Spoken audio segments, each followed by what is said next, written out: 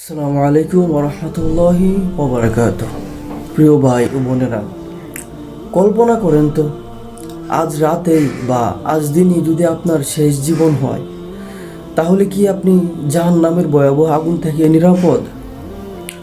আজ আমি শেয়ার করব সেই দোয়াগুলো যা কোরআন ও সহিহ হাদিস থেকে এসেছে। রাসূল সাল্লাল্লাহু আলাইহি ওয়াসাল্লাম নিজে শিখিয়ে দিয়েছেন, যা পড়লে আল্লাহ তাআলা জাহান্নাম থেকে আমাদেরকে রক্ষা করবেন।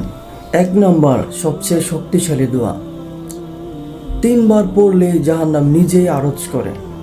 রাসূল সাল্লাল্লাহু আলাইহি ওয়াসাল্লাম বলছেন, যে ব্যক্তি জান্নাত 3 বার চাইবে, জান্নাত বলবে, হে আল্লাহ, একে জান্নাতে দাখিল করো। আর যে জাহান্নাম থেকে 3 বার পানাহ চাইবে, জাহান্নাম বলবে, হে আল্লাহ, একে জাহান্নাম থেকে রক্ষা করো। দোয়াটি হলো আল্লাহুম্মা আজিরনি মিনান নার, অর্থ, হে আল্লাহ, আমাকে জাহান্নামের আগুন থেকে রক্ষা করো। তিরমিজি হাদিস 2572, ইবনে মাজাহ হাদিস 4340, সহিহ বলে গ্রহণ করেছেন শাইখ আলবানী রহিমাহুল্লাহ। এই ছোট্ট দোয়াটি যে কোনো সময় পড়ুন, ফজিলত অসীম।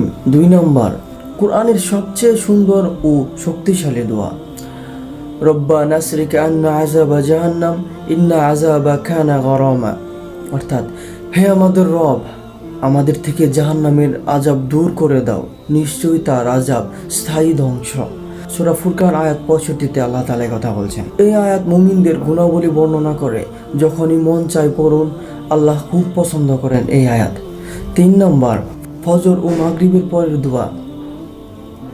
আরেক হাদিসে এসেছে, ফজরের পর 7 বার এবং মাগরিবের পর 7 বার এই দোয়া পড়লে সেদিন বা রাতে সে মারা গেল, আল্লাহ তাকে জাহান্নাম থেকে রক্ষা করবেন। দোয়াটি হলো আল্লাহুম্মা আজিরনি মিনান নার, আল্লাহুম্মা আজিরনি মিনান নার। 7 বার পড়বেন। সুনানে আবু দাউদ হাদিস 5079। আজ থেকে শুরু করুন, প্রতিদিন দোয়াগুলো পড়ুন, তওবা করুন, নামাজ কায়েম করুন, দান সদকা করুন। আল্লাহ তাআলা আমাদের সবাইকে জাহান্নাম থেকে হেফাজত করুন এবং জান্নাতুল ফেরদাউস দান করুন, আমিন। ভিডিওটি ভালো লাগলে লাইক দিন, সাবস্ক্রাইব করুন, বেল আইকনটি টিপে রাখুন, কমেন্টে লিখুন। ইনশাআল্লাহ আমিও আজ থেকে এই দোয়াটি পড়ব। আসসালামু আলাইকুম ওয়া রাহমাতুল্লাহি ওয়া বারাকাতুহু।